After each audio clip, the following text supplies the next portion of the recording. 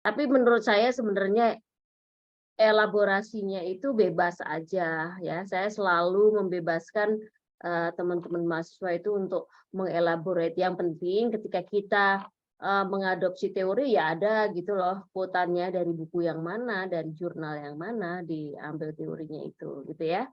Nah, karena ini semua exercise untuk teman-teman ketika menulis ini apa tesis nanti ya.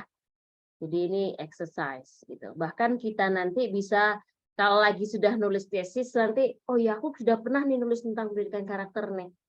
Nah, kira-kira apa yang bisa kita adopsi juga kayak gitu loh.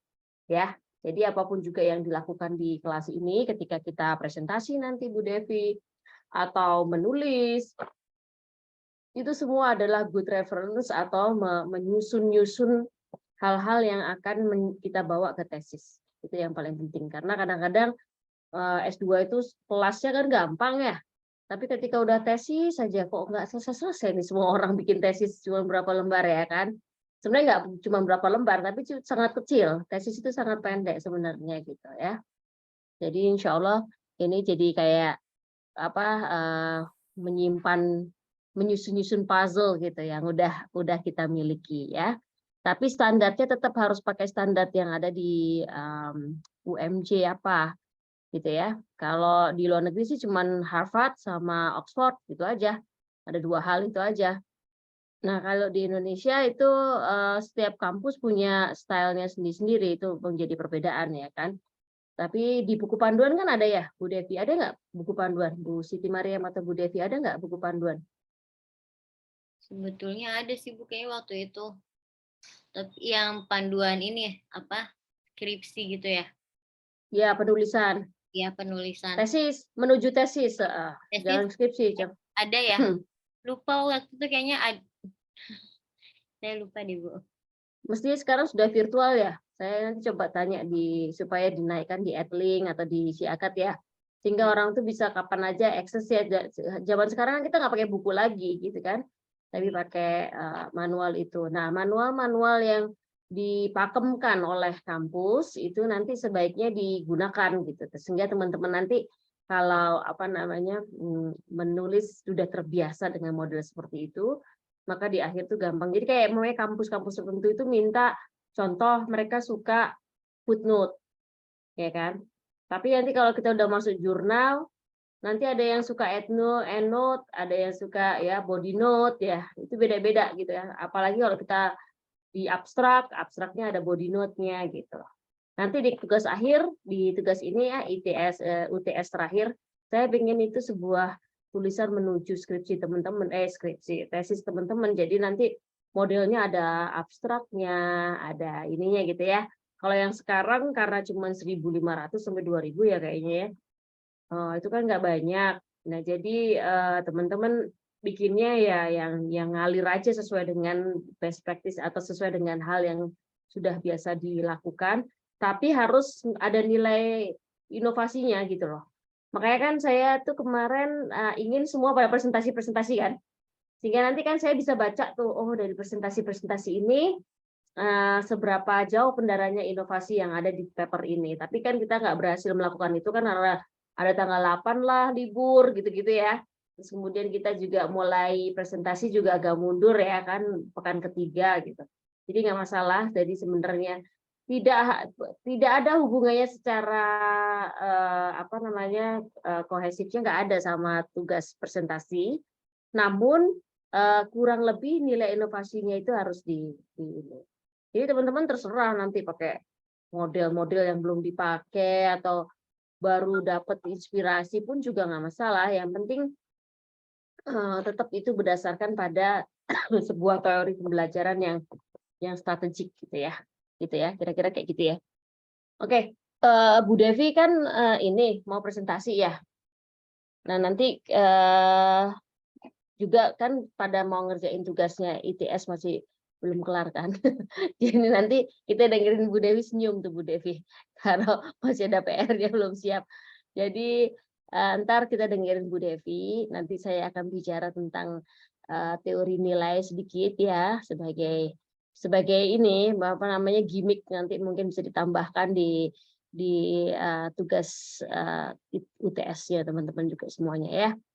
Nah, sudah siap mau presentasi dulu? Oke, silakan kalau mau presentasi dulu. That's fine.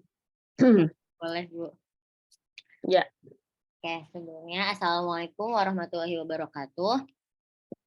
Waalaikumsalam warahmatullahi wabarakatuh. Oke, hari ini saya akan mempresentasikan best practice pendidikan karakter yang sudah saya laksanakan di sekolah atau di kelas. Oke, sebelumnya saya izin untuk share screen, Ibu. Ya.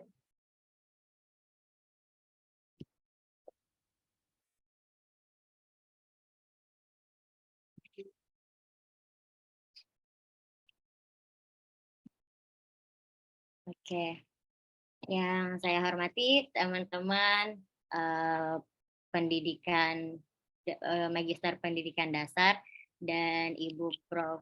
Din sebagai dosen pengampu. Oke, pada kesempatan kali ini saya akan mempresentasikan back practice yang sudah saya laksanakan. Nah, sebelumnya saya akan menjelaskan dulu pendidikan karakter. Nah, pendidikan karakter ini menurut Bahar dan kawan-kawan merupakan nilai-nilai perilaku dari individu yang berhubungan dengan Tuhan Yang Maha Esa, sesama manusia, diri sendiri, dan lingkungannya yang terwujud dalam bentuk pikiran, sikap, perasaan, dan perkataan, serta tindakan. Fungsi dari pendidikan karakter sendiri yaitu untuk menumbuh kembangkan kemampuan dasar seseorang individu agar dapat berpikir cerdas, berperilaku yang baik, atau berakhlak positif, bermoral, dan bermanfaat bagi seluruh makhluk hidup lainnya. Nah, tentunya kita di sekolah ini kayak memegang peranan penting untuk menanamkan nilai-nilai karakter kepada peserta didik. Selain di rumah, di sekolah pun juga harus bisa dapat memberikan nilai-nilai karakter kepada anak. Nah, di sini yang pertama yang saya lakukan yaitu guru sebagai model.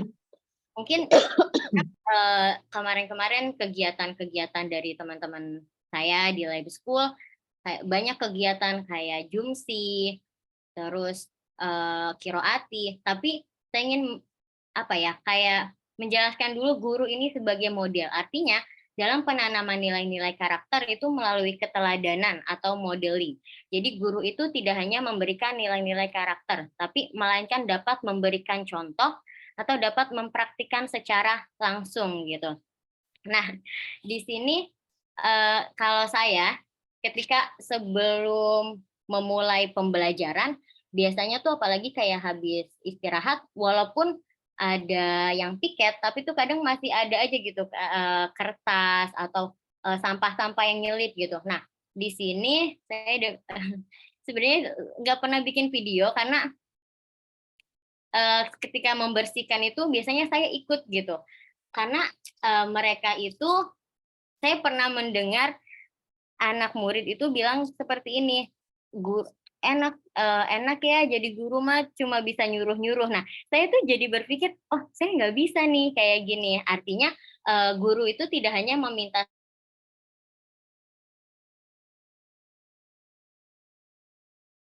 ini menimbulkan kepercayaan gitu. Nah, kalau siswa sudah percaya terhadap gurunya, ini tuh udah menjadi pondasi awal untuk siswa ini dapat mendengarkan perintah guru gitu. Nah, kalau saya sendiri di sini biasanya ketika membersihkan sampah di kelas itu saya ikut membersihkan juga. Kemudian ketika merapikan bangku gitu. Jadi biasanya di lab school itu ini Bu, ketika mau sholat atau apa tuh harus dirapikan dulu bangku atau kursinya gitu. Nah, itu saya tidak hanya memerintahkan, jadi saya juga ikut agar peserta didik atau siswa saya juga bisa mengikuti gitu. Oh, Bunda Devi aja ikut nih gitu. Saya berharapnya seperti itu. Nah, jadi di sini sangat penting bahwa guru itu sebagai model atau sebagai keteladanan para siswa.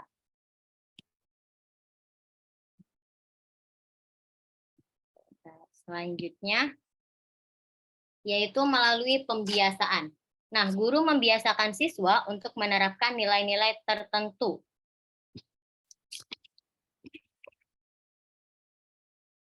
Ibu, sebentar, saya kayaknya ada kendala di sinyal. Iya, saya bisa dengar kok. Bisa dengar? Oke. Lanjut ya. Oke. Guru membiasakan siswa untuk menerapkan nilai-nilai tertentu berdasarkan kesepakatan yang telah dibuat. Artinya, di sini menerapkan ini berdasarkan kesepakatan yang telah dibuat. Kalau di kelas sudah dibuat kayak tata tertib di kelas gitu kan. Nah, berdasarkan teori dari perubahan perilaku oleh aliran behavior dengan cara mendatangkan stimulus sebelum terjadinya refleks. Nah, di sini pembiasaan-pembiasaan ini artinya tuh memberikan stimulus nih kepada mereka agar bisa apa ya, kayak di rumah atau di luar sekolah, harapannya tuh peserta didik itu bisa membiasakannya. Kayak di sini misalkan sholat duha, ada jumsi, ya kan, ada jurnal pagi. Kemudian di sini yang saya pembiasaan baru ketika jurnal pagi, kadang ada baca surat pendek dan menyanyikan lagu nasional. Tapi di sini saya memberikan inovasi baru. Jadi mereka itu menyanyikan lagu nasional tapi melalui estafet gitu. Bentar, saya kalau buka videonya.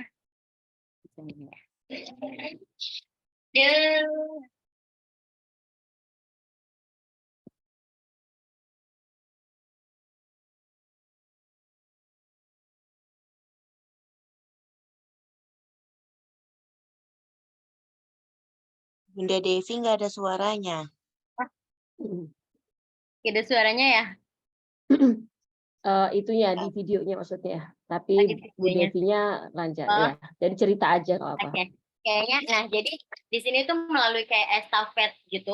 Tapi ketika saya gini nanti anak-anak tuh stop dan yang lainnya tuh melanjutkan. Karena mereka tuh kadang ketika nyanyi bareng-bareng ada yang diem gitu. Jadi saya pengen mereka juga penting gitu menghafalkan lagu-lagu nasional gitu. Apalagi sekarang itu sudah banyak ya kan perkembangan kayak dari band-band luar gitu atau budaya-budaya luar. Mereka tuh kadang masih suka lupa gitu sama lagu-lagu nasional. Nah, jadi di sini saya melakukan pembiasaan yang mereka itu bisa dapat menumbuhkan nilai nasionalisme.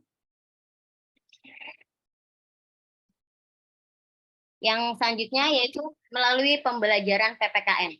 Nah, PPKN ini merupakan salah satu sarana yang tepat untuk mengimplementasikan nilai-nilai dalam pendidikan karakter kepada peserta didik. Karena tujuan dari pembelajaran PPKN ini pada dasarnya adalah untuk menciptakan peserta didik menjadi warga negara yang demokratis dan berkarakter sesuai dengan nilai-nilai Pancasila. Nah, biasanya ketika pembelajaran PPKN ini, saya itu biasanya lebih kayak ceramah gitu, atau diskusi kepada murid gitu.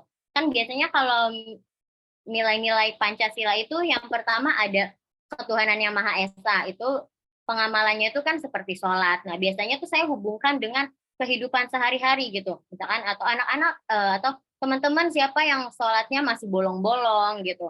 Oke, dicoba diperbaiki ya. Jadi kayak ada ceramah-ceramah sedikit gitu di pembelajaran PPKN ini. Kemudian juga kayak di sekolah menghormati guru nih.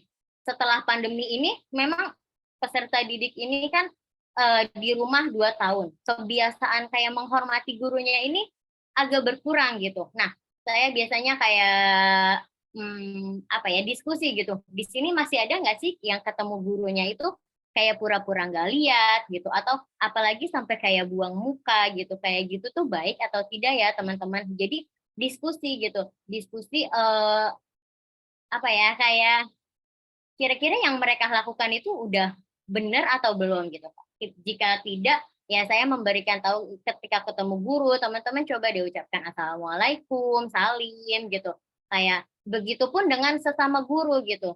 Sesama guru pun ketika baru datang kita mengucapkan assalamualaikum bunda, seperti itu. Sama seperti yang di awal tadi, guru itu sebagai model. Oke, selanjutnya di sini melalui film.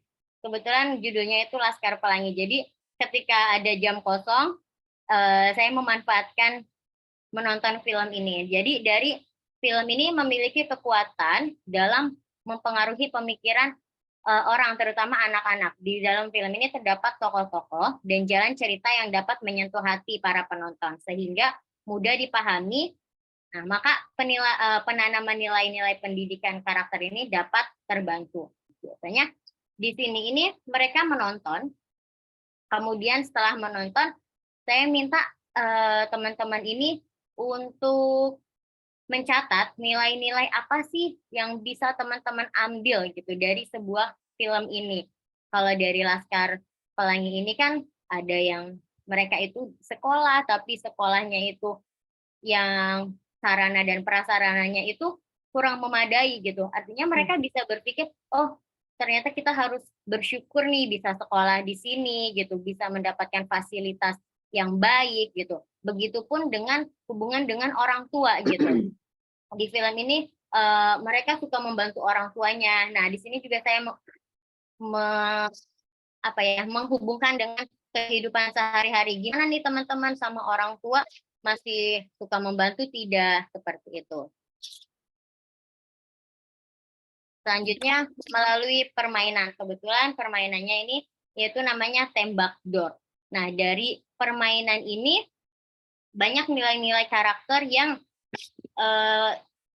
dapat kita tanamkan. Yang pertama, mereka itu kalau saya di sini pertama anak-anak ini bermain, kemudian setelah bermain seperti biasa ada evaluasi nilai-nilai moral apa sih yang bisa teman-teman ambil dari permainan ini gitu. Nah, sebelumnya saya menjelaskan dulu nih, mereka tuh kayak masih bingung apa sih Bu nilai moral itu gitu kan.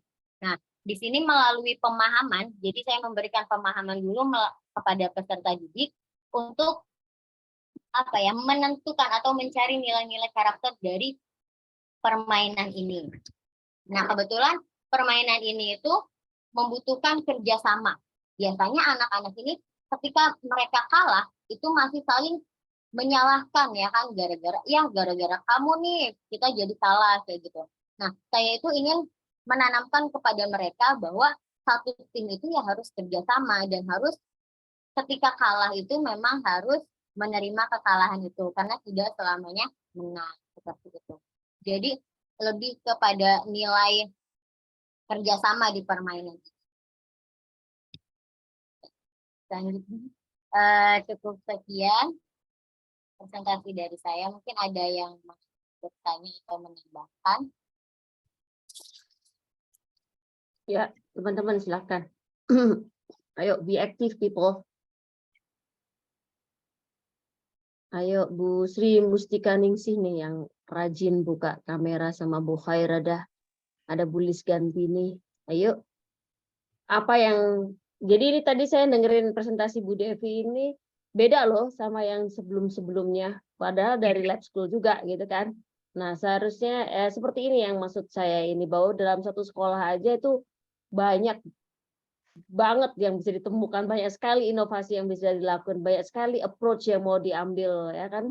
Tadi contohnya kan nggak berbeda dengan yang teman-teman sudah presentasikan ya. Tahu kan Bu siapa ini? Bu yang dari lab school, Bu Khairada, Bu Siti Mustika Ningsih, Bu Sri kan tahu pasti ya, beda kan. Nah, Bu Istiana, apa kabar? Nah, coba apa yang pengen di highlight gitu. Tadi saya ada beberapa poin yang saya highlight gitu dan saya suka dari presentasinya karena beda gitu, beda dengan yang sudah diomongkan kemarin-kemarin gitu. Jadi nggak ngulang-ngulang gitu. Atau mungkin saya yang lalu sudah agak lupa-lupa juga ya. Oke, teman-teman. Ayo Bu Sri yang sama-sama di lab school. Boleh sedikit. Ya. Saya sangat setuju sama Bunda Devi mengenai pendidikan karakter itu melalui pembiasaan, yaitu melihat contoh dari guru. Saya juga pernah mengalami ketika kami sedang ada duha bersama-sama di lapangan, ada beberapa guru memang yang tidak ikut sholat duha. Lalu ada siswa yang bertanya, kenapa bunda-bundanya nggak sholat? Gitu. Kebetulan kan kalau kita perempuan ada haid gitu, ada dijelaskan dulu kalau kita tuh haid. Jadi menurut siswa-siswa yang masih belum paham, ya kalau siswanya melakukan kegiatan, kok gurunya enggak gitu. Jadi memang kita harus bareng-bareng bersama-sama mencontohkan gitu.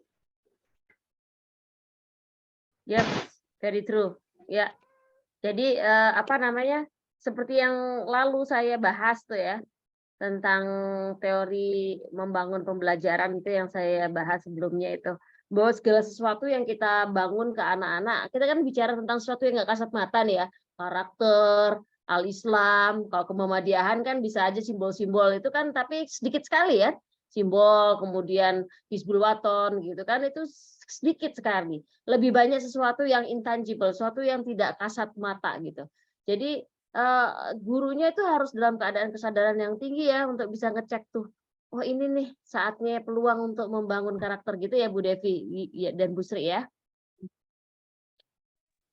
Ya, Oke, betul, yang Bu. lain ya, yang lain apalagi? Izin Ibu, saya Bu. Ya, Bu Khairada. Ya. Baik, setuju sekali dengan presentasi tadi Bu Devi. Bu Devi ini lebih ke point of view-nya guru ya Bu, sebagai model, sebagai yang membiasakan anak-anak gitu. Jadi sekarang kita tahu bahwa pentingnya pendidikan karakter itu kuncinya sebenarnya adanya di guru gitu kan.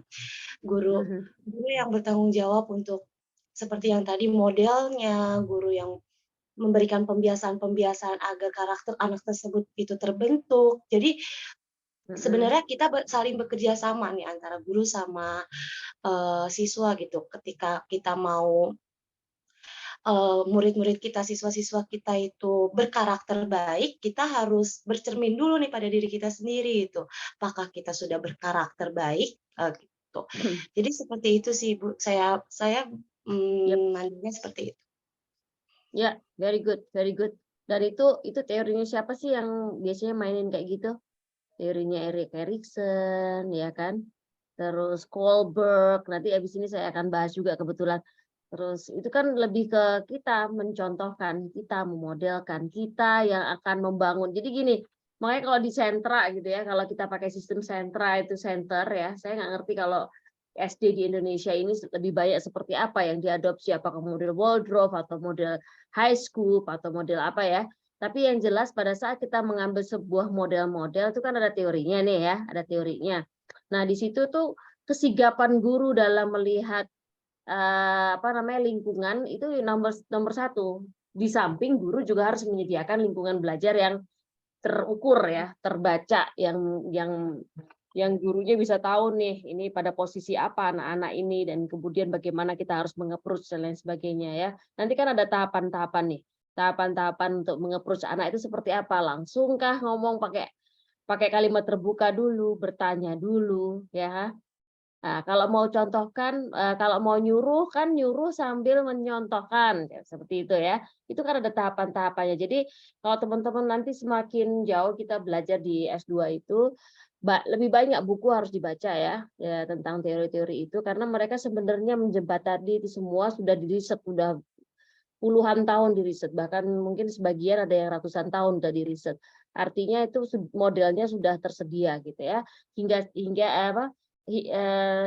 kita hanya pada tahapan mengadopsi yang mana yang sesuai ya. Walaupun kalau di Islam atau di pendidikan al-Islam atau di pendidikan agama Islam PAI sendiri itu tahapan-tahapan seperti mencontohkan ya, tahapan memodelkan, kemudian tahapan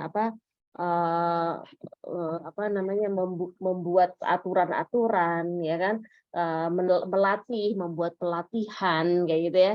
Jadi kan ada tahapan-tahapan itu yang harus kita pelajari ya teman-teman semuanya.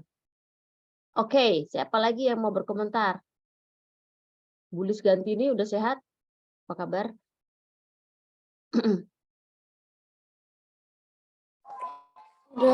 Sudah Bu, alhamdulillah. Ya, alhamdulillah. Komputernya udah sehat juga? Oke, Bu Istiana ada masukan dari sekolah yang berbeda gitu? Apa kira-kira yang tadi bisa diambil dari presentasinya Bu Devi? Oke, baik Bu, izin menyampaikan. Tadi saya sebetulnya tertarik sama yang film, yang pembiasaan nonton film pas istirahat. Cuman kalau misalkan mau saya aplikasiin di sekolah saya, kita tuh ada Infokus hanya satu aja buat satu sekolah gitu Bu. Nah itu sarannya kira-kira bagaimana baiknya ya Bu? Ini mau bertanya sama Bu Devi atau sama saya? Sama Bu Devi dulu deh, nanti baru sama Ibu. Nah, oke, silakan Bu Devi. Mungkin ini ya Bu Istiana, kita kan harus tahu dulu nih kira-kira disesuaikan dengan, kalau saya sih disesuaikan dengan jam pelajaran, dan cek dulu nih kira-kira pas hari itu tuh kita bisa konfirmasi dulu ada yang mau pakai Infokus nggak nih hari ini jam ini gitu. Kalau misalkan tidak bisa, ya udah berarti kita cari di jadwal kita yang misalkan hari Senin nih, misalkan hari Senin nggak bisa, coba deh di hari Selasa gitu kan. Kan kalau kita tematik kan biasanya banyak ya jamnya ya, kayak nggak cuma seminggu itu, nggak cuma sehari 2 hari gitu. Biasanya kan hampir setiap hari itu ada tematik. Nah, kita, kalau saya sih biasanya disesuaikan dengan jam pelajaran dan harus memastikan dulu nih Infokusnya hari itu tuh bisa atau tidak gitu. Itu aja sih. Oke, baik Bu. Ya. Sebenarnya Masalahnya Bu Istiana, medium itu nggak satu aja. Media itu kan nggak cuma nonton film tadi dengan Infokus itu. Ya, mau sampaikan apa tadi Bu Istiana? biasanya kadang kalau misalkan makan Infokus juga di sekolah saya juga agak susah buat perizinannya, selain untuk kayak kegiatan-kegiatan yang emang melibatkan gurunya, kayak rapat guru gitu-gitu doang paling bolehnya Bu. Ya, itu berarti perjuangannya Bu Istiana nih, mau menyampaikan bahwa teknologi di dalam, kan ada di kelas teknologi nggak? Kan ada di kelas teknologi juga, bahwa teknologi di sekolah ini diperlukan untuk membantu teman-teman menjadi lebih bersemangat gitu loh, belajar tentang banyak hal gitu. Jadi itu bisa disampaikan juga. Tetapi harus ingat ya, sebenarnya medium utama itu kan bisa dari buku, Bu. Buku-buku yang bagus gitu loh. Jadi artinya memang itu juga agak rumit ya.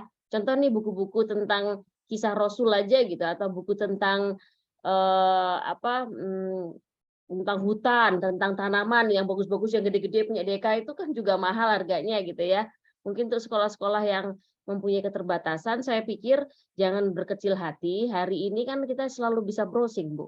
Bisa browsing, bisa ini. Jadi nanti dibikin di foto still gitu loh, Bu. Ditaruhnya di foto still.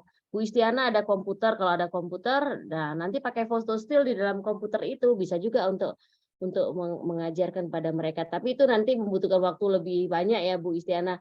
Kalau tadi kan Bu Devi tinggal milih film yang bagus, kayak puterin aja gitu kan. Nah, tapi tetap itu bisa menjadi terobosan, artinya pakai foto still atau pakai gambar-gambar yang still gitu, gambar-gambar yang permanen itu juga bisa untuk membangun anak-anak. Intinya sebenarnya tadi kan Bu Devi mau memperlihatkan keluasan membangun karakter atau membangun Al-Islam, Muhammadiyah itu jangan sampai yang itu aja yang ditaruh gitu loh. Jangan itu aja yang dipakai gitu. Tapi sesuatu yang menggairahkan. Nah, anak-anak kan sukanya multimedia ya. Anak-anak senang multimedia, walaupun kemarin kalau habis pandemik ada juga sebagian orang yang anak-anak bosan sekali ya diputerin video lagi, jangan video doang, ibu aja yang ngomong, ibu aja yang bercerita. Ada juga gitu kayak gitu kan. Ya Bu Devi. Jadi keragaman itu jangan sampai itu menjadi burden atau menjadi penghalang Bu Istiana untuk membuat dinamis kelasnya gitu. Tapi yang jelas kehadiran guru-guru yang canggih. Guru yang canggih itu yang seperti apa sih?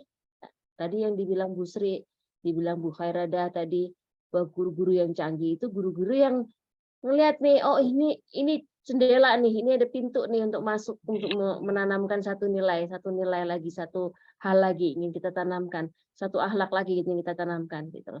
Nah, kalau gurunya masalahnya banyak, gurunya tugasnya nggak selesai-selesai di kampus, contohnya ya.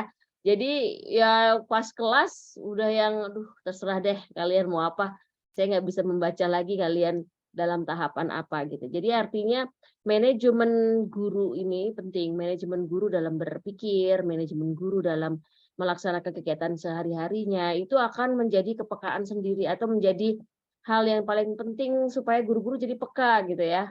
Jadi artinya ya ampun, jadi guru itu memang gajinya seharusnya kayak CEO kok, mahal gitu. Karena pelik sekali ya Bu. Iya bener nggak Bu Sri? Kalau gajinya 40 juta asik ya Bu. Guru juga bukan hanya sekedar mengajar, bisa jadi dokter ketika anak-anak lagi nggak enak badan. Iya. Jadi Iya, kadang-kadang kalau jadi Iya, kalau kita punya apa namanya inclusive school, Bu. Kalau di inclusive school kan ketika Iya. mereka tantrum, apa yang harus dilakukan ibu-ibu? Healingnya guru kan, gurunya juga nggak boleh tantrum. Nanti kalau gurunya tantrum juga clash gitu. Artinya ketika anak tantrum, kan gurunya harus yang lebih tenang kan. Nah, jadi artinya guru itu juga manusia, artinya harus makan coklat, cukup coklat, jangan sampai kurang apa namanya asupan kalori. Harus makan nasi walaupun sedikit ya ibu-ibu, karena itu nanti gurunya supaya happy. Jangan nanti oh saya lagi diet saya nggak makan nasi. Ya bukan berarti saya mengatakan bahwa ibu guru harus makan nasi banyak-banyak, jangan banyak-banyak Bu. Sedikit aja, tapi itu penting untuk energi kita. Jadi kita tuh kenapa sih kok gurunya jadi tantrum, gurunya jadi nggak fokus karena ya nggak makan nasi, kurang gula, kurang minum. Ya Bu. Jadi terus kelasnya kotor, kelasnya nggak rapi. Jadi artinya lingkungan belajar itu menentukan kualitas apapun juga pendampingan yang Bu Guru mau lakukan. Tadi Bu Devi tadi kan sampaikan, saya sebenarnya nggak pernah mau video ini loh pada saat bersih-bersih. Karena saya juga kan lagi bersih-bersih juga gitu. Tapi untuk kebutuhan ini tadi kan Bu Devi mungkin minta tolong temannya untuk video atau Bu. Tapi kan untuk keperluan presentasi boleh lah ya Bu. Jadi intinya begini, guru itu memang 100% ada terlibat ya di dalam kegiatan mereka berpikir. Dan jangan salah, guru yang canggih itu juga berkembang bersama anak-anak, bertumbuh bersama anak-anak. Makanya disebutnya kan murabbi kan, karena mengiringi, berjalan bersama gitu, sama anak-anak itu sebagai teman gitu ya, sebagai dokter tadi kalau Bu Sri bilang kalau tantrum ibu guru juga harus bisa meluk anak itu sampai dia tenang gitu kan. Bagaimana bisa menenangkan orang itu kalau kita sendiri tidak mempunyai ketenangan yang lebih tinggi gitu ya. Jadi artinya ketika kita bicara tentang pendidikan karakter, kita bicara tentang apa tadi? Secara tidak langsung kejiwaannya guru-guru. Ya, tingkat kesadaran guru-guru. Ya. Jadi ini adalah complicated banget. Pokoknya pembelajaran ini sangat complicated karena apa? Tidak sederhana dan mendidik itu butuh konsistensi. Jadi artinya you have to be very consistent. Today you happy, tomorrow you have to be happy, and every day you have to be happy. Ya, nggak boleh yang hari ini saya moody, besok happy dan lain sebagainya. Begitu pula dengan ketika orang dewasa ini mengajar andragogi seperti ini ya pada teman-teman, juga saya harus memberikan vibrasi yang cukup buat teman-teman gitu. Walaupun yang kita bahas kan sesuatu yang sangat teoritis ya, sesuatu yang banyak tulisan-tulisan yang dibahas atau sesuatu yang diskusinya itu antara tajam dan tidak tajam ya kan. Jadi tapi butuh kita vibrasi yang menyenangkan. Nah, itu yang paling penting. Tapi jangan khawatir, kita kan di sekolah Islam, jadi insya Allah kan di awal sekolah, di awal kelas kan kita pasti berdoa dulu. Jadi saya pikir banyak rahmat Allah di situ ketika kita mengajar ya Bu Devi dan Bu Sri dan Bu Haireda, Bu Lis, pasti sabar-sabar aja, pasti asik-asik aja ya. Alright, ada yang mau menambahkan lagi presentasinya Bu Devi tadi kalau mendengarkan? Kalau nggak menyimak nggak apa-apa, jangan menambahkan. Ayo Bu Wulan, apa kabar? Tadi masih pakai helm.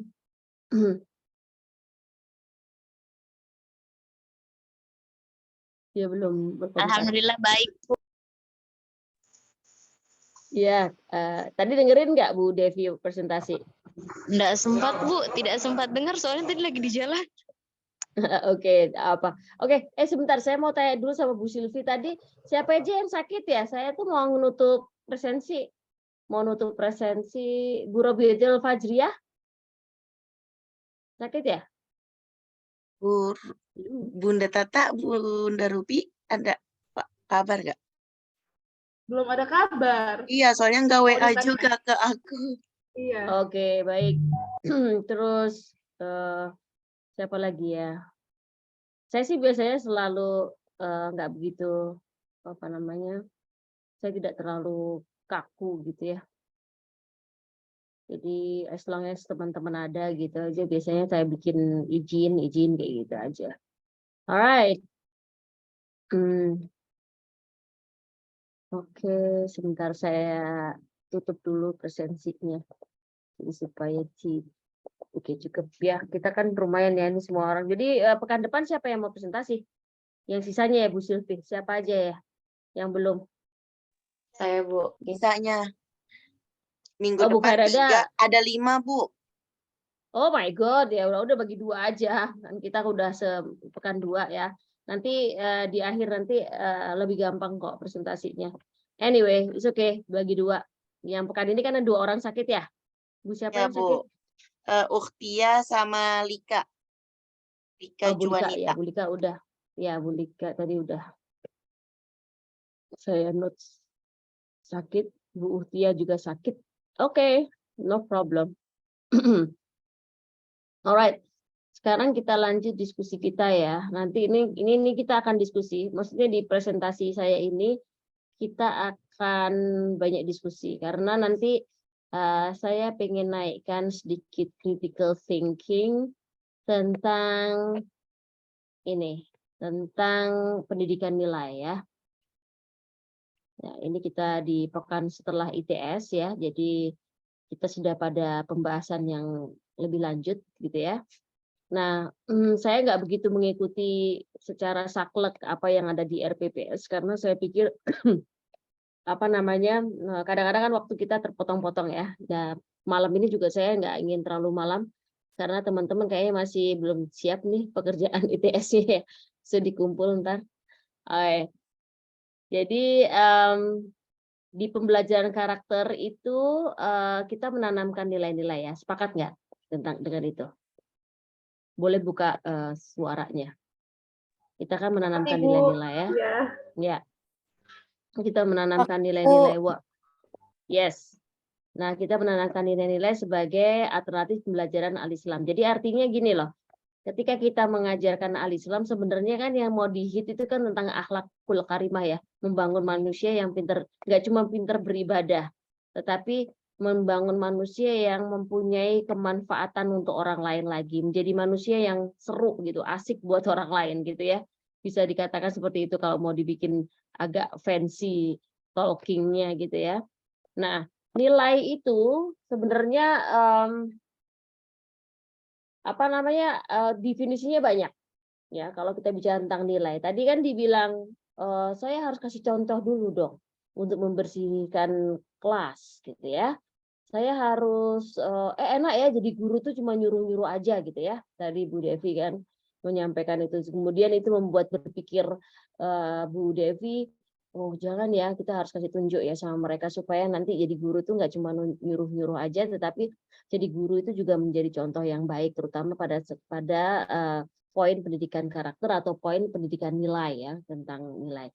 Nah, nilai ini mempunyai apa namanya, deskripsi yang sangat beragam sebenarnya. Ada dari sisi yang Islami sekali nilai gitu ya, ada juga dari pandangan atau point of view sekularisme.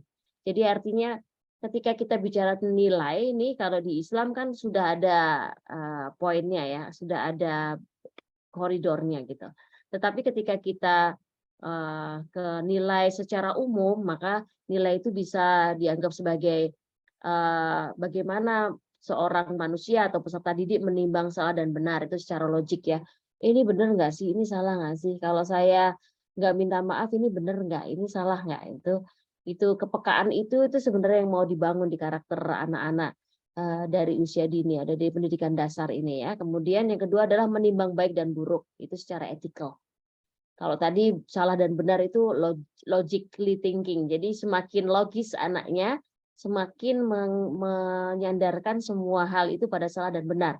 Padahal kadang-kadang kan ada yang abu-abu ya, ada yang seharusnya emang itu benar, tapi sebenarnya salah kayak gitu ya. Secara logik itu benar, tetapi itu salah pada kondisi tertentu. Nah, itu menjadi hal yang harus dilatihkan pada anak-anak ya. Menimbang baik dan buruk itu ethical. Jadi, oh ini baik, ini buruk, itu pelajaran etis. Jadi itu yang menanam tuh yang paling kuat adalah orang tua atau keluarga. Yang kedua, indah dan tidak indah, itu estetik. Nah, tadi saya bilang tuh, kalau gambarnya siapa ya, pelukis-pelukis gitu ya, banyak sih pelukis-pelukis bagus gitu ya. Secara estetik itu keren banget gambarnya, tetapi sebenarnya nudity gitu ya, ada hal yang tidak senonoh gitu di nilai agama contohnya. Jadi nilai itu menjadi sangat berbeda ya, menjadi sangat luas gitu ya. Nah, nilai yang seperti apa yang kita akan bawakan pada anak-anak ini ya.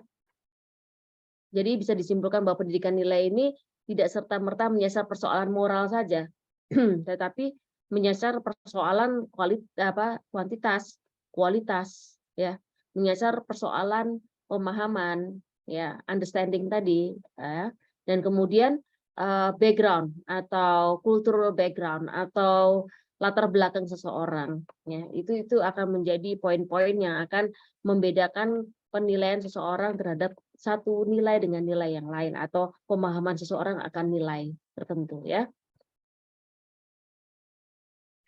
Namun pembelajaran nilai seharusnya mampu memunculkan makna-makna secara interdisipliner. Apa sih maksudnya ini? Apa sih maksudnya teman-teman? Coba supaya nggak sepi nih.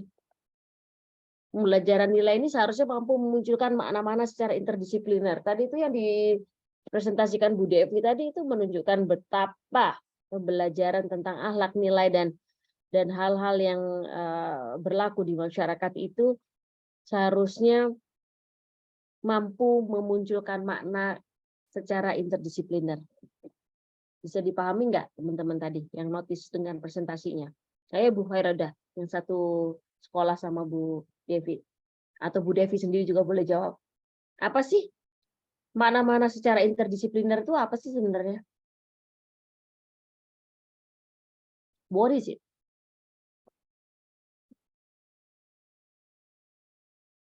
Atau diterjemahin dulu aja interdisipliner itu apa?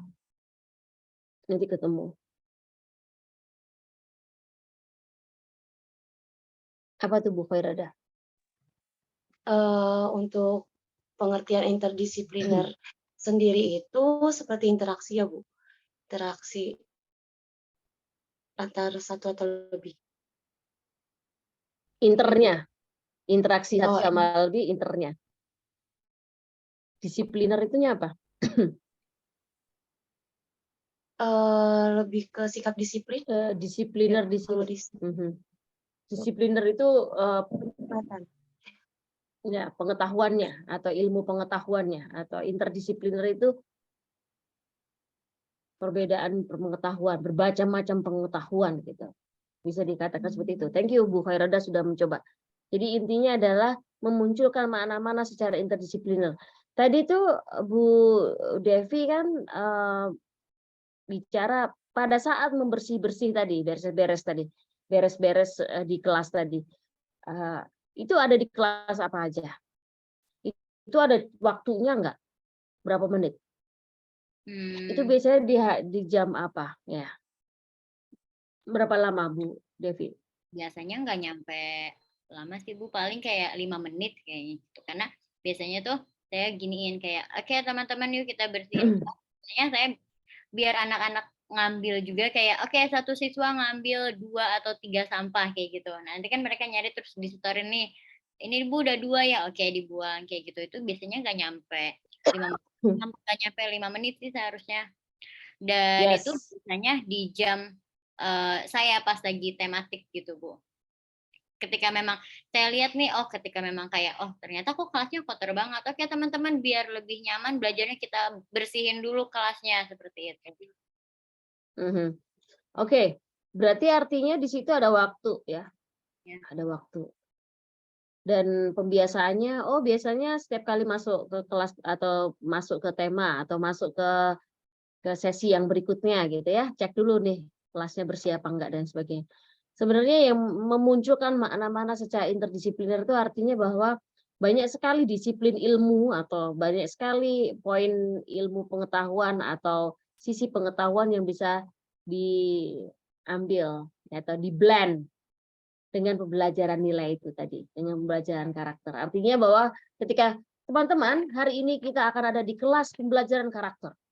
Nah, di sini aja belajar karakter. Nanti kalau udah keluar kelas ya, sekarang kelas matematika, jadi nggak ada pembelajaran karakter. Kan kayak gitu ya kan?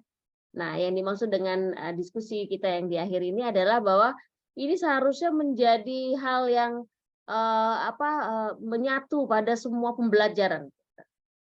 Maknanya itu akan muncul di semua interdisipliner atau di semua disiplin ilmu dan kemudian saling membackup. Jadi kayak tadi ada waktunya. Oh, ternyata cuma 2 menit saja kelas itu dibersihkan bisa ya dengan sejumlah orang. Kalau kita semua bergerak, sepertinya bersih ya kelas kita. Gitu. Tapi tadi kalau ibu guru yang bergerak sendiri dan membersihkan, kira-kira seperti apa? Nah, diskusi-diskusi kayak gitu, Bu Devi tadi yang coba. Ibu tadi kan coba ada diskusi untuk beberapa poin yang lain ya kan. Tapi diskusi-diskusi seperti itu bisa di aware karena sehingga nanti tidak ada alasan, oh saya kelas kita nggak bisa bersih karena pada saat itu aduh padat banget habis ulangan langsung ada ulangan lagi. Kemudian harus ada yang maju ke depan, nyanyi, dan sebagainya. Adalah harus latihan bisbuluaton, jadi semua lari, kelasnya kosong, kotor, dan lain sebagainya. Tapi waktu yang pendek cukup untuk membuat hal-hal yang bermakna gitu loh. Hal-hal yang memberikan effort, atau hal-hal yang membuat perubahan, atau hal-hal yang memberikan nilai lebih gitu ya Bu. Jadi nanti ini mulai dipikirkan nih, ini kan tadi contohnya saya pakai contohnya Bu Devi nih yang tentang beres-beres. Nanti contohnya tentang ketika, oke, hari ini kita ada break 20 menit. Silahkan makan siang, tapi saya putarkan tadi, makanya film tadi ya. Nah sambil ini, nah itu harus dicek dulu loh antara dia harus makan, kemudian dia nonton TV, nonton screening gitu ya. Itu harus dipikirkan juga. Tetapi apa sih yang mau ditanamkan Bu Guru ini pada saat itu? Ya, contoh kalian kan kalau di lab school punya kebun tuh ya kan, kayak gitu. Nah, kapan kita sebenarnya menengok kebunnya? Apakah setiap hari 10 menit kita akan menengok kebun? Kan nggak kayak gitu juga ya Bu ya? Kan nggak ada yang seperti itu. Tapi ketika ada luang waktu, tapi secara reguler anak-anak diajarkan. Ketika kamu memelihara sesuatu, jangan lupa kamu tengok tuh peliharaannya. Udah disiram belum? Udah di ini belum?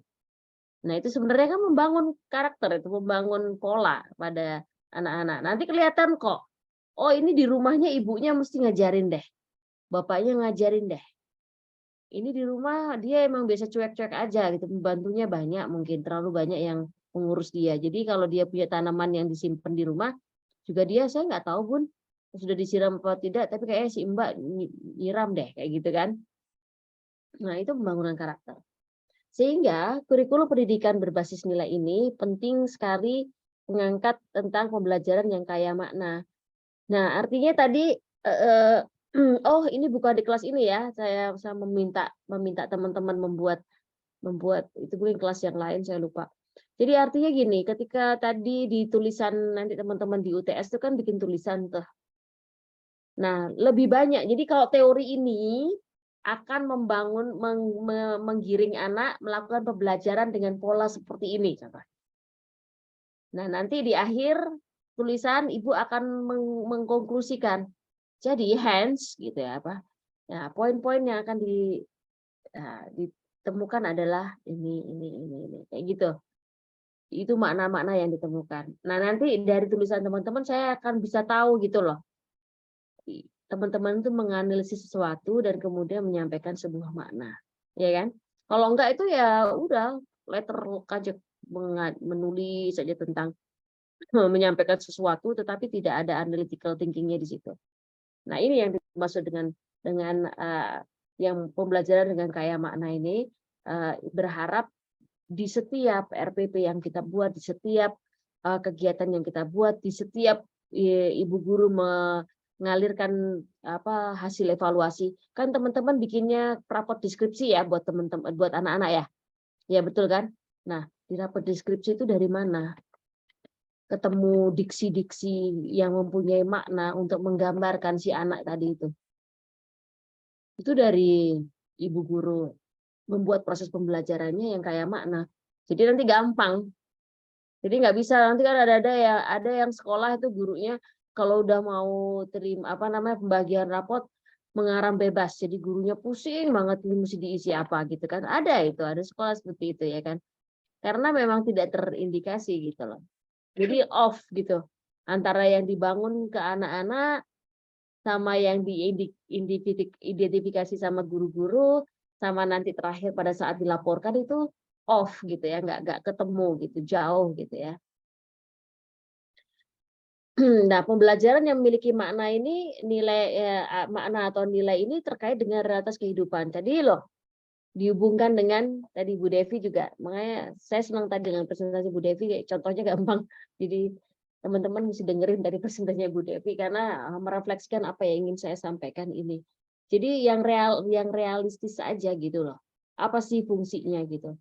Yuk, kamu harus bantu ibu guru, Bu guru juga fair sebagai pendamping di kelas juga ikut serta dalam berbagai hal yang dilakukan anak-anak, contohnya seperti itu, nggak bosi gitu ya, contohnya kayak gitu. Nah ini terkait dengan realitas kehidupan, nanti bisa terrefleksi, iya nih ibuku juga kalau di rumah nih marah-marah terus kalau nggak rapi gitu, karena ini karena itu gitu, karena tapi ibuku cuma nyuruh-nyuruh aja gitu. Nah itu untuk ibu-ibu yang mungkin nggak punya pembantu banyak. Nanti kalau enggak dia menjadi orang yang bosi karena udah biasa sama dibantu sama banyak khodimatnya gitu ya. Sementara kalau di sekolah kan dia harus bertanggung jawab menjadi dirinya sendiri. Nah missing link bolong-bolongnya ini loh yang harus teman-teman itu bisa ambil ya. Anak-anak itu butuh di mana yang perlu di-fill, yang perlu diisi itu bagian mananya gitu. Missing fill up the gap gitu ya. Jadi kalau ada gap itu ditutup gitu. Itu di mana? Karena mereka butuh ini nanti dibawa ke realitas kehidupan mereka. What you do in pendidikan dasar ya, itu sangat berkaitan dengan apa yang akan terjadi di in the future. Jadi anak-anak tadi in the future itu akan gimana, smooth atau enggak smooth dalam perjalanan kehidupannya. Ini esensial. Jadi ini poin ya, ini poin yang teman-teman saya berharap bisa memikirkannya sekarang malam ini ya. Nah ini saya mau ambil, ini teori itu banyak banget, buku itu banyak banget. Nggak usah baca punya Hansel and Thomas, nggak usah baca punya Pak Hasan Langgulung, nggak apa-apa. Tapi ini saya ngambil yang paling populer, walaupun ini quite old ya, agak-agak tua gitu, tapi populer. Saya menganggapnya ini populer ya. Nah di buku mereka ini ya Pak Hansel Thomas ini menilai bahwa di dalam Islamic education itu inginnya itu setiap anak itu menjadi berakhlakul karimah gitu ya. Terus kemudian setelah umur 18 tahun nanti mereka menjadi manusia yang mampu beradaptasi dan sempurna gitu ya. Maka pendidikan itu dibuat dari PAUD bahkan ya, atau dakwah itu diberikan pada PAUD hingga sampai pendidikan dasar kalau kita bicara tentang lingkup kelas kita ini.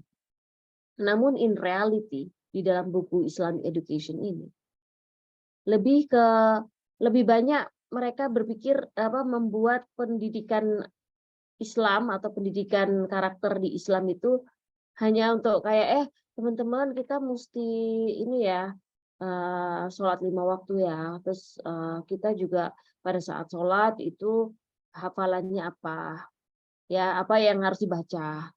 Nah mereka harus menghafal, tetapi tidak ditanamkan makna-makna, jadi tidak dibahas secara khusus. Jadi artinya gini, sejauh mana pertanyaan saya adalah teman-teman pernah membahas tentang apapun yang dihafalkan anak-anak?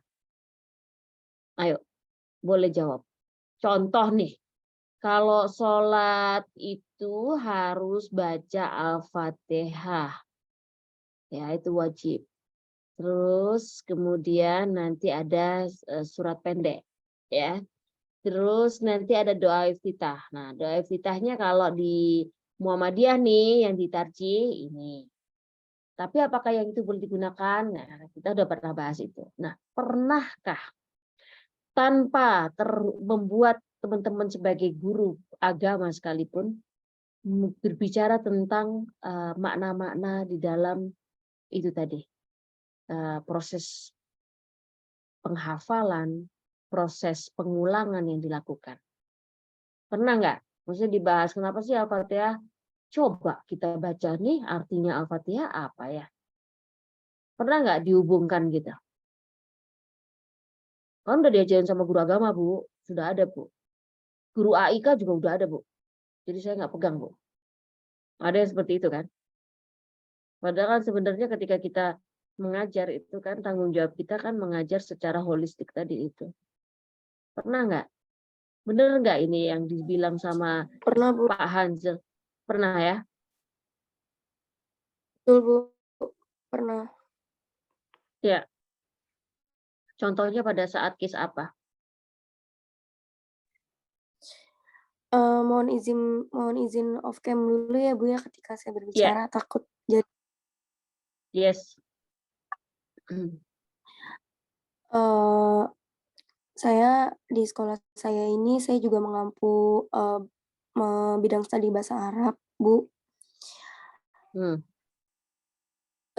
Jadi tapi kalau saya bukan dalam surat Al-Fatihah, kebetulan dalam kata Assalamualaikum.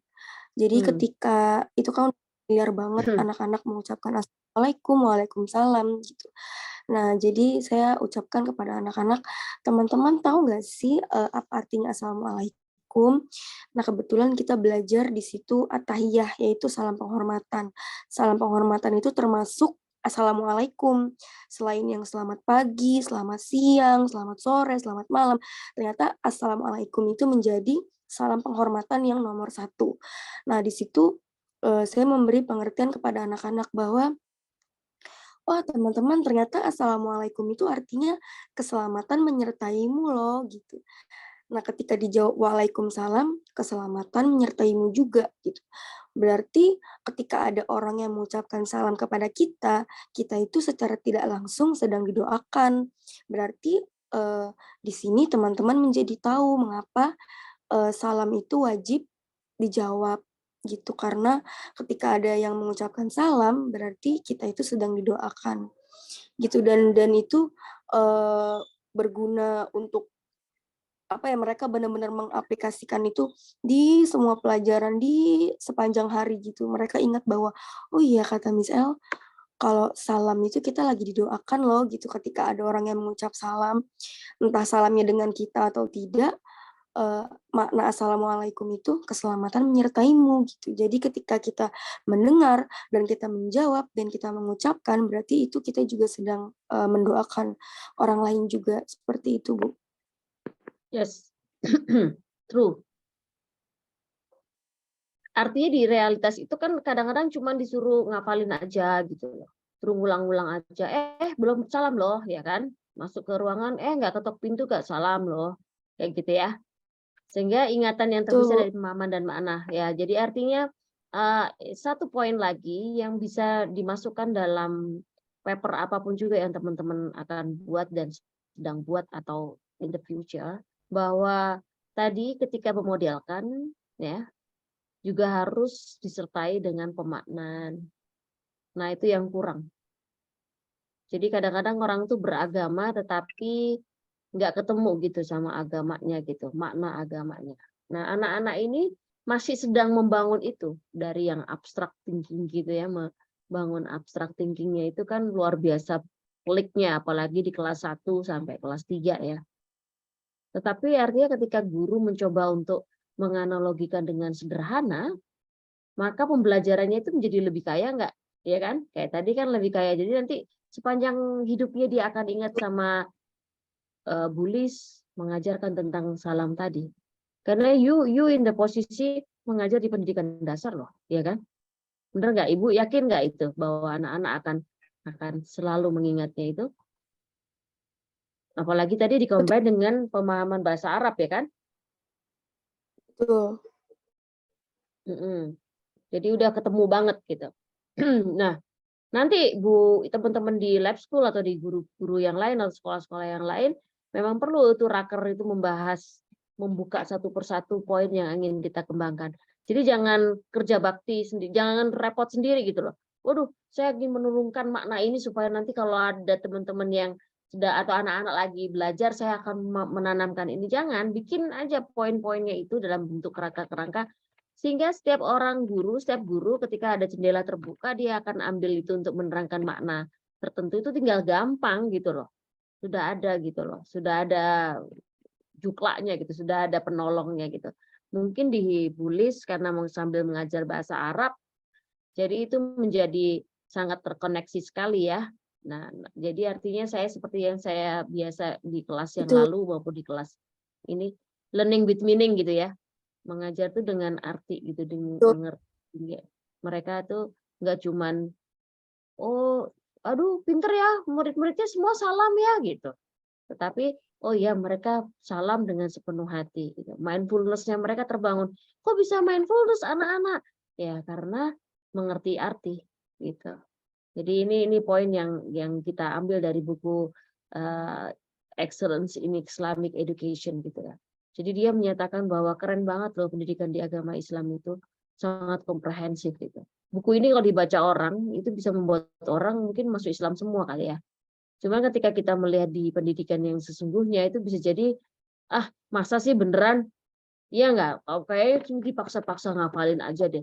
Kadang-kadang ada anak-anak yang, aku nggak mau duduk di depan.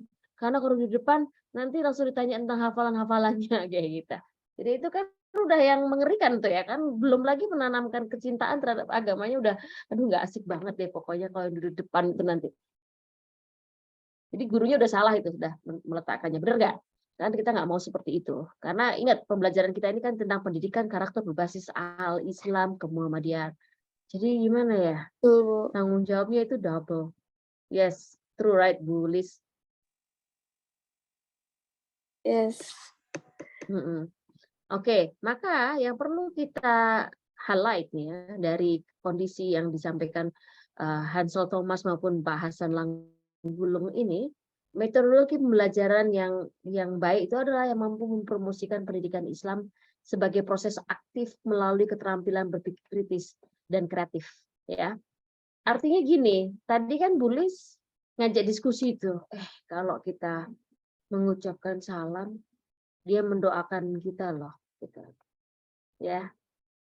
Terus ada di mana aja tuh penghormatan itu, gitu. Oh di sholat juga ada loh, di akhir tuh ya. Gitu. Oh iya ya, di ayat tahiyatnya juga ada gitu. Nah apa koneksinya dengan mempelajari bahasa Arab tadi? Dengan koneksinya dengan penggunaan bahasa Arab yang praktis pada kita sebagai orang Muslim. Ya, saya alhamdulillah. Bener nggak Bu Lis? Saya alhamdulillah, belum lagi apa lagi? Betul, Bu. Saya Masya Allah. Iya, kalimat tholibah ya, semuanya itu bisa kita bongkar abis itu Bu. Jadi Betul. Bu Devi, Bu Sri di lab school itu bisa banget gitu ya. Nah, rupanya Bu Lis nih bisa ngajar ampuh bahasa Arab loh. Jadi teman-teman silahkan kalau mau undang Bu Lis nanti bisa exercise ya. Penting Bu, penting banget itu, penting banget. Jadi nggak cuma bahasa Inggris, tetapi bahasa Arab, bahasa Indonesia itu penting banget ya. Nah, di sini keterampilan berpikir kritis. Jadi nanti anak-anak akan bertanya. Nah, ini gurunya harus canggih nih. Kalau anak-anak bertanya terlalu rumit, jangan sampai pingsan malah gurunya. Jadi pura-pura pingsan, jadi nggak ngejawab kalau ditanya. Jadi ketika anak semakin kritis, coba ya, nanti Bu Lis pasti punya cerita juga. Anak-anak di sekolahnya pasti jauh lebih kritis ya kan? Karena mungkin mereka orang tuanya juga open minded, lebih open minded dan lebih ini. Tapi di lab school juga ada ya yang seperti itu ya. Yang kritis, yang canggih gitu, yang pengen bertanya terus. Nah, keterampilan berpikir kritis, kreatif, mampu berdiskusi. Jadi artinya mendiskusikan sesuatu itu bisa gitu, anak-anak itu tahan gitu loh. Diajak berdiskusi tentang alhamdulillah aja bisa gitu lah. Nah, terus belajar kolaboratif. Ya kan? Mampu menelaah sesuatu. Bertanya. Terus, oh ya Bu, kemarin waktu saya di mana? Ya, nanti dia akan pengayaan dengan pengalaman pribadi. Oh ya, di rumah kalau nggak salam, Bunda nggak suka gitu. Jadi kita kalau masuk rumah, seperti ada yang belum salam nih, kayak gitu kan. Contoh seperti itu, dia akan relate gitu. Oh, tapi ayahku kadang-kadang masuk begitu aja. Ambil pakai mobil dia jalan aja, dia nggak pakai salam. Oh ya, boleh sampaikan ke ayah. Ayah, sepertinya akan baik sekali kalau mengucapkan salam. Nanti aku akan jawab waalaikumsalam. Kata Bulis, doa lo itu kayak gitu. Refleksi, itu menjadi refleksi. Dan menjadi kontemplasi at the end. Apa? Dia akan remember itu. Membekas. Ya kan? Kemudian dia akan buy in namanya, ya. Masuk ke dalam, menjadi miliknya dia, gitu ya. Buy in itu seperti itu. Nah, itu hanya guru-guru yang canggih yang bisa melakukannya. Jadi menanamkan nilai, menanamkan karakter itu poin-poinnya itu. Di teori pembelajaran yang tadi Bu Devi juga menyatakan beberapa teori pembelajaran dengan konstruktivisme dan lain sebagainya, itu penanaman nilai itu ada tahapannya gitu loh. Nah, ini kalau kita bacanya buku Childhood and Society punya Erik Erikson nih. Jadi pembangunan nilai, pembangunan karakter itu, dan kemudian jadi urusan pembelajaran al-Islam, kemuhamadiyahan terintegrasi dengan pembangunan karakter itu urusan orang tua pada dasarnya. Makanya ini di poin ini ya, hubungan dekat antara orang tua, sanak keluarga, dan teman sebaya sangat berpengaruh besar terhadap perkembangan nilai anak. Fakta yang ditangkap anak pada saat orang dewasa melakukan sesuatu yang benar dan baik merupakan cara efektif terhadap pembenaran tindakan daripada sekedar ditanamkan melalui ucapan. Ayo beres-beres dong, bersih-bersih nih. Kalau bersih kan senang ya. Kalau bersih enak ya. Itu nggak bisa tahu dia, enak ya, senang ya, bersih ya. Ayo beres-beres ya gitu. Tapi ketika gurunya, wah, ayo kita kumpulkan sampah. Ini Bu Guru ada dua kertas nih jatuh di bawah, sepertinya ini kertas bekas, ayo kita buang. Nah, poin-poin seperti itu menjadi sangat efektif daripada disuruh-suruh aja gitu loh ya. Jadi ini contohnya balik lagi ke presentasinya Bu Devi tadi, thank you for Bu Devi, bahwa ini loh, poin ini aja tuh cukup untuk dibicarakan pada saat Ibu punya parenting class atau pendidikan keluarga. Ada kan? Acara parenting class yang tidak hanya mendengarkan ahli parenting bicara atau ceramah aja, tapi parenting club. Saya nyebutnya parenting club kalau di tempat saya membina sekolah-sekolah di daerah Jakarta Selatan ini, saya nyebutnya parenting club. Why is parenting club? Kan di situ bentuknya kayak club gitu. Jadi guru-guru ngobrol sama orang tua, wali murid, Bu, kalau di sini kami melakukan ini. Jadi nanti ibu, ayah, ibu, atau ya Umi, Abi di rumah lakukan ini juga ya. Kayak gitu. Nah, ini contohnya ini akan menjadi pembangunan bersama-sama, gitu ya. Nah, di Erik Erikson nggak ada cara yang terbaik kecuali daripada maksudnya diginiin, diceritain gitu. Jadi menjadi anak yang baik itu adalah, nah, tadi yang dilakukan oleh yang di video tadi ini adalah sikap yang baik dan dia menghormati orang tuanya. Nah, jelek, baik, tidak baik itu tidak kasat mata ketika itu tidak dilakukan secara praktik, ya. Sesekali untuk display boleh. Jadi kayak contoh yang tadi menyalakan video film, ya, film itu boleh. Tetapi itu tidak akan efektif kalau tidak diberikan pijakan oleh guru, ya. Kemudian pelatihan yang dilakukan. Jadi satu pemodelan. Kalau Erik Erikson mengangkatnya sebagai sebuah pembelajaran yang perlu dimodelkan, ya. Kalau Kohlberg itu harus dilatih. Jadi setiap individu memerlukan pelatihan yang cukup untuk dapat membuat keputusan moral. Jadi artinya gini, gimana sih nih kok yang nggak bermoral deh orang itu? Pasti dia orang tuanya nggak pernah latih dia, gitu. Nggak pernah mendidiknya. Gurunya sekolah di mana sih tuh? SD-nya di mana tuh? Kok nggak bermoral ya dia kayak gitu? Wah, gurunya bagaimana itu, nggak bermoral juga atau tidak? Jadi ya mengait itu ya. Jadi perlu dilatih. Kalau Kohlberg bilang, sebenarnya di tahapan Kohlberg ini ya, William Kohlberg ini dia punya tahapan nih. Jadi kalau umur-umur tertentu itu kan anak-anak itu dicontohin tapi juga diceramain ya.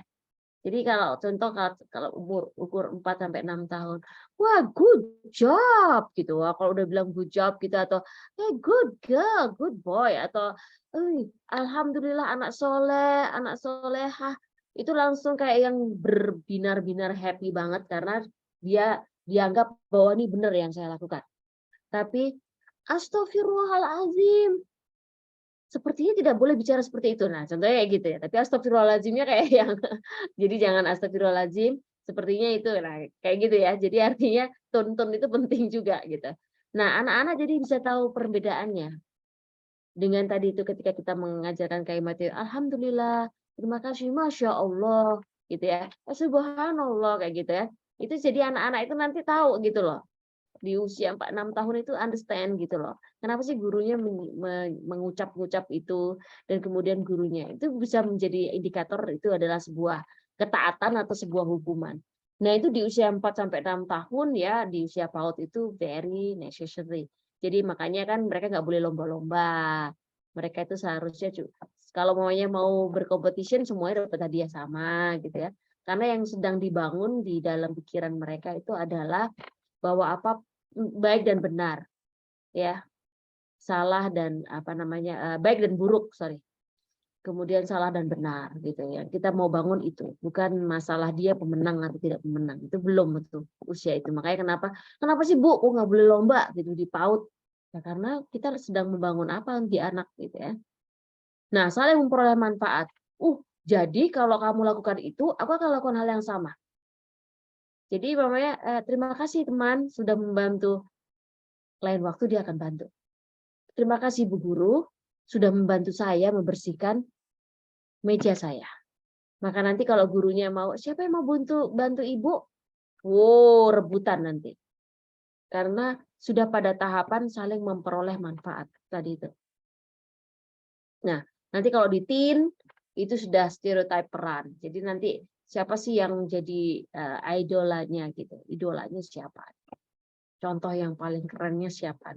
Kalau punya ustadz juga harus yang bisa jadi pemandangan yang baik untuk mereka belajar gitu ya. Guru juga menjadi hal yang kayak diidolakan banget itu. Murabi yang ini baik banget atau guru yang ini baik banget. Sementara yang itu kayaknya enggak kayak gitu. Nah, di teen itu nanti perlu itu. Ya, nanti teman-teman mungkin biasanya ngajarkan sampai kelas 6 ya. Kelas 6 itu kan umur berapa? 11-12 tahun ya. Jadi ini perlu diperhatikan juga.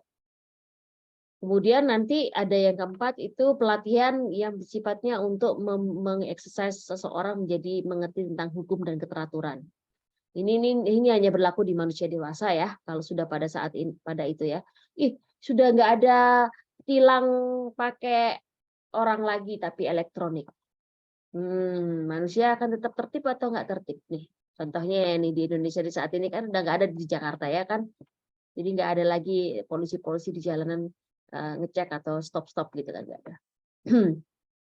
Nah ini hukum dan keteraturan ini hanya bisa dibangun sejak PAUD juga.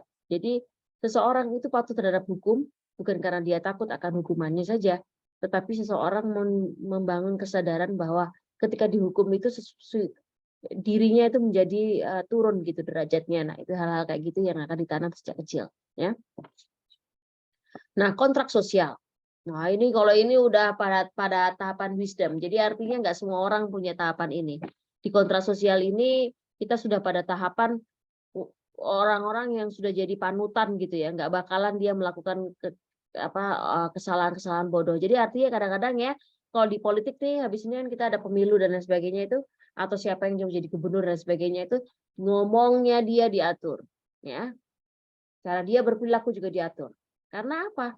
Karena ini akan sangat berpengaruh dengan apa kontrak sosial itu berefek pada masyarakat secara luas gitu. Artinya orang-orang yang menjaga sikapnya dengan baik nah, itu kan butuh kesadaran yang tinggi. Nah, ini kan wisdom yang tinggi juga. Dan itu orang-orang tertentu. Nggak semua orang bisa kayak gitu. Tadi itu Bu, kalau gurunya kurang gula aja, kesadarannya udah turun. Gitu ya. Kurang makan nasi aja. Turun juga kan. Nah, nanti wisdomnya itu udah nggak ada gitu. Nah, artinya orang-orang pada poin wisdom ini udah yang mungkin zikirnya juga udah tinggi dan lain sebagainya. Terus keadilan. Keadilan itu contohnya adalah orang-orang yang supreme yang sebagai itu pemimpin atau sebagai orang-orang yang membuat keputusan untuk orang yang banyak gitu ya. Nah, itu juga sudah pada tahapan itu pelatihan tentang keadilan atau selesai dengan pelatihan keadilannya atau wisdomnya udah dapat juga. Nah, yang poin 5-6 ini omitted ya. Jadi artinya kita pun juga masih dalam perjalanan ke sini. Ya. Tapi yang 46, 57, tin ini kita udah selesai. Kita sudah pada hukum dan keteraturan ini. Nah, poin ini tidak akan masuk ke anak dan repot dilatih. Kita nggak bisa ngelatihkan ke anak kalau kita sendiri tidak menguasai itu. Jadi guru-guru tuh harus ngecek dulu. Aku hukum dan ketaatan itu masih suka di ini nggak? Masih suka dipuji nggak? Wah, terima. Wah, Bu Sri bagus deh pekerjaannya, baru semangat ya. Kalau enggak, kalau Bu Kepala Sekolah nggak bilang gitu, nggak ada yang bilang begitu kok. Jadi ya biasa-biasa aja. Bu Devi biasanya jam 7 udah siap, nanti jam 7.30 baru datang. Bener nggak, Bu Lis? Ya butuh word of affirmation mungkin ya. Ya, exactly. Jadi niat ya. Ini nama malu biniat. Ini niatnya kita tergantung kita ya. Nah, ini lanjutannya ya. Oh, this is the same. Did I told you that? Okay. Jadi di pemodelan ini kita berharap kita berharap bahwa penilaian tentang penanaman tentang nilai itu bisa ketemu sama anak-anak nanti, ketemu sama kebutuhan anak-anak kita gitu ya. Jangan sampai kita itu sendiri nggak kongkur dengan ini. Nah, saya berharap dengan diskusinya kita tentang nilai ini juga bisa memperkaya teman-teman dalam membuat tugasnya nanti. Jadi mulai dikeluarin tuh konsep maknanya apa. Semua hal yang kita tulis itu harus maknanya apa, itu point of view itu di akhir nanti conclusion. Jadi Ibu kalau bikin satu paragraf cerita nih, tulisan nih, di akhir itu simpulkan apa yang menjadi hal yang Ibu sampaikan di awal itu. Jadi menurut teori ini itu mengatakan seperti ini. Dari yang saya inovasi yang ingin saya gunakan untuk pendidikan karakter pada spesifik pada poin makna ini gitu contohnya. Itu loh. Tadi di tugas yang harus dikumpul itu saya ingin teman-teman mengelaborasi seperti itu dan kemudian mengkonklusikan gitu loh, membuat conclusion gitu loh. Jadi ini loh maknanya gitu loh. Nanti saya menanti setiap kali saya membaca tugas teman-teman itu sebenarnya saya menanti gitu. Saya menanti poin-poin yang menarik yang membuat saya bersemangat gitu. Oke. Begitu saja, nanti kita bisa lanjut. Saya ingin kasih waktu teman-teman untuk bisa kembali ke laptopnya masing-masing dan menyelesaikan tugas. Supaya besok bisa bergembira bersama anak-anak. Kalau tugasnya nggak siap, nanti nggak happy ya Bu. Tuh Bu Sri aja senyum-senyum tuh. Benar nggak? Iya Ibu, jadi guru itu juga kudu waras ya Bu. Iya, sangat. Tanpa itu nanti teman-teman nggak bisa membangun apapun juga. Jadi sekarang kalau kita sama-sama berpikir deh sekarang, what happened dengan Indonesia ini? Kok bisa ada yang namanya case Sambo? Kok bisa yang namanya narkoba itu masuk ke Indonesia dengan sangat sukarela? Kok bisa nih yang berantem atau maksudnya yang akan kontes untuk jadi anggota DPR dari ini karakternya seperti itu, macamnya. Kok bisa suatu daerah itu gubernurnya, bupatinya, camatnya ganti, tapi daerahnya nggak beres, tetap busuk gitu, tetap buruk gitu, sorry. What happened? Because gurunya yang ada 10 atau 15 mungkin 30 tahun yang lalu tidak sepenuhnya adalah guru-guru yang mampu menyelamatkan bangsa ini atau generasi ini. Jadi teman-teman, ketika kita membahas di kelas-kelas kecil seperti ini tentang pembangunan karakter berbasis AIK, Kita pecahin satu-satu nih, karakter, nilai itu apa dulu. Kalau di Al-Islam nanti apa? Nanti di Kemuhammadiyah nanti yang dibahas apa? Ini kebetulan kan pekan ini kan kita mau muktamar ya kalau di Muhammadiyah ya. Itu apa? Value apa ini yang mau dinaikkan gitu. Nah, itu yang harus diturunkan oleh setiap kita, guru. Dengan kesadaran yang tinggi. Nah, Bu Sri tadi, kesadaran yang tinggi itu apa? Tidak hanya cuma cukup makan gulanya saja ya, sama air putih yang cukup dan nasi yang cukup tadi, tetapi lebih ke ilmu pengetahuan yang cukup. Jadi artinya ibu sekalian ini menjadi wisdom, menjadi canggih itu karena baca, pasti banyak baca, banyak belajar. Nah, kalau ini kan udah di S2 semua sih, insya Allah sih pasti dalam kesadaran yang baik ya. Karena terpaksa ya Bu ya. Kalau udah sekolah kan harus baca buku ya Bu, harus bikin paper ya. Kalau bikin paper masuk nggak baca buku, pasti ngadat. Kalau Ibu bacaannya nggak banyak, Ibu nggak bisa lancar nulisnya. Insya Allah gitu. Makanya saya waktu yang awal kita baca paper Ibu yang 500 kata itu, saya langsung bilang, ini mana referensinya, ini gitu. Ini sebenarnya itu proses gitu loh teman. Jadi ini kan teman-teman di semester 2 nih. Nanti perkuliahan sampai semester berapa sih? Semester 4 ya? Ada yang bisa jawab? Sampai semester 4. Ya kalau Alright. tidak salah Bu, ya. Oke.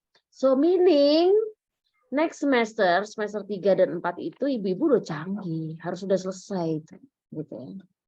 Mudah-mudahan ini nanti saya akan sampaikan juga ke apa namanya Pak Kaprodi juga ya, supaya nanti poin pembelajaran ini jadi layernya itu pas gitu loh. Jadi teman-teman tuh udah terbiasa. Dan di semester 1 lalu ada ngerjain tugas kayak apa?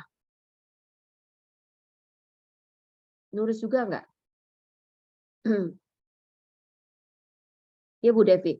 Ada nulis Semester yang waktu itu lupa matkul apa ya? Yang case di sekolah juga Bu. alright. Kalau lalu di Bu Prof Masito di lab school lakukan apa kemarin yang hari Sabtu? Open house Bu, datang kegiatan open house aja. Lihat Datang open cucunya house. tampil. Saya pikir beliau sempat bicara, enggak ya? Iya, Oke, saya kalian pikir sambutan sedikit. oke. Ya kemarin saya cerita, saya pikir Bun ini banyak teman-teman di semester 2 itu dari lab school. Alright. Oke, silakan mengerjakan tugasnya, saya nggak akan mengganggu. Pekan depan saya ingin Udin mendengarkan mau presentasi. tanya, maaf. Yes. Mau tanya. Ya. Untuk ini tugas yang media ya agak nyimpang dikit nih media karena yang hari ini. Itu Ya, dikirimnya di boleh. editing juga ya Bu? Di Adlink itu saya sudah bilang Apa sama pilihan? Pak administrasi itu suka repot ya, tapi nggak apa-apa, harus dinaikkan situ sih, itu kan prerequisite-nya teman-teman soalnya. Nanti supaya Tapi nggak ada pilihannya Bu. nggak ada pilihan ya, saya juga udah bilang ditaruh di mana itu, saya bilang. Iya, lalu gimana ya Bu? Nggak apa-apa, letakkan aja, yang penting kan saya sudah ada ke email ya, taruh di email. Yang penting kan Utamain saya yang di yang email akan ya, Bu. menaikkan, yes.